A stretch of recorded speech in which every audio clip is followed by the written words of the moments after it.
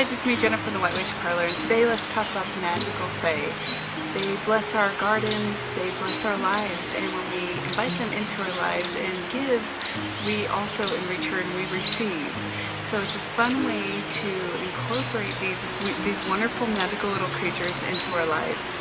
These earthly elementals are keepers of the realm of magic. They bring enchantment, and these mythical beings can also enrich your life in so many ways. They bring all kinds of vibrancy if you allow them in.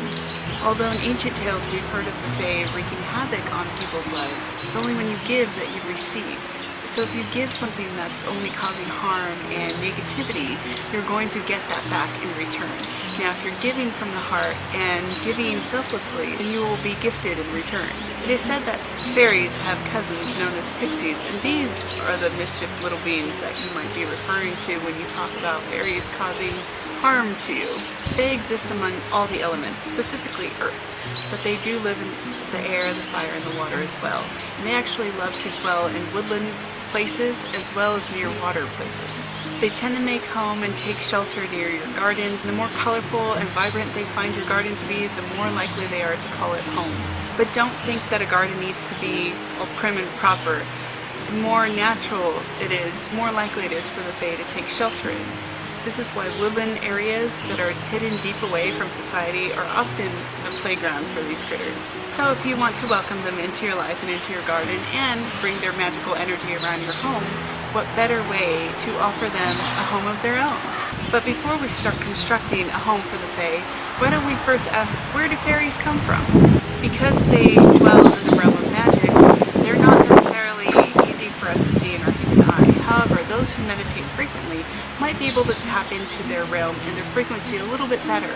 This is why children have a tendency to see fae, and they will usually point it out when they see it, although us adults tend to not always see the same energy. Especially during spring, they become very active, because this is when all things are alive and vibrant. It's as if there's something extra lurking in the energy. New life is sprouting all around us, and there's so much color as well. This energy in the air creates an overwhelming sense of playfulness and fun and new adventures. If you ever find yourself exploring the woodland areas, or anywhere really in nature, and you come across a fairy ring, don't be fearful. But it is said that a fairy ring is a naturally occurring ring, perfect in circle, and it's usually formed of flowers that are wild or mushrooms. That is said to be the portal into their dimension in which they come in and out of. Although most fae are timid and tricksters, it's all in good fun. Because they are so attracted to colorful and shiny things, it does come to show their childlike nature. So keep these things in mind when you come to building your fairy house. You don't want to put them out in the open. They're most likely not to take residence there. You might want to look more for hidden areas behind a bush or under a rock, maybe inside of a tree hole. Really anywhere that they feel like they'll be safe, they'll possibly dwell in. They do take a fondness to certain trees and shrubs, such as willows, elms, or holly trees. So with their childlike essence, make sure you leave things that smell good in your garden. Make sure you leave shiny things to attract the fae, and they also do like treats. So fun treats like fairy cakes or any other sugary fun items you can leave out for them will definitely be calling their name. It is said that they love scents of peppermint, rosewood. They even like sage or palo santo. It attracts them. It's something woodsy and earthy, and they adore these scents.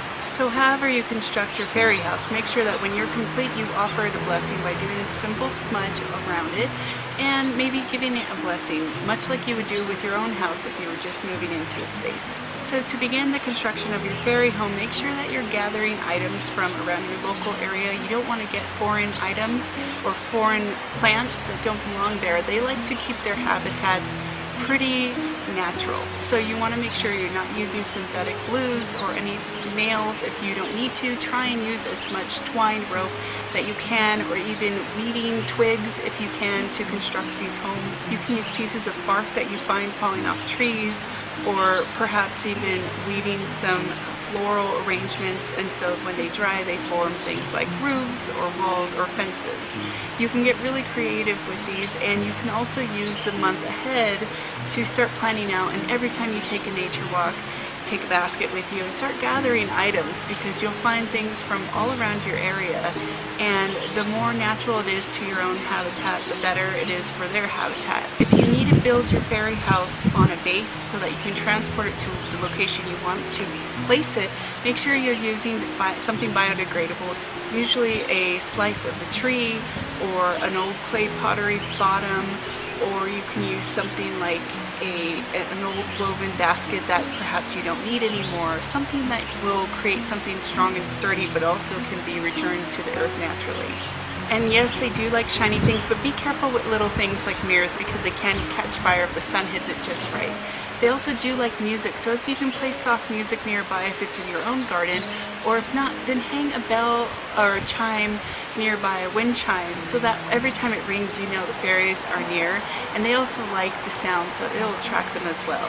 After you've collected all your things to build a fairy house, you can sit in a meditation to start.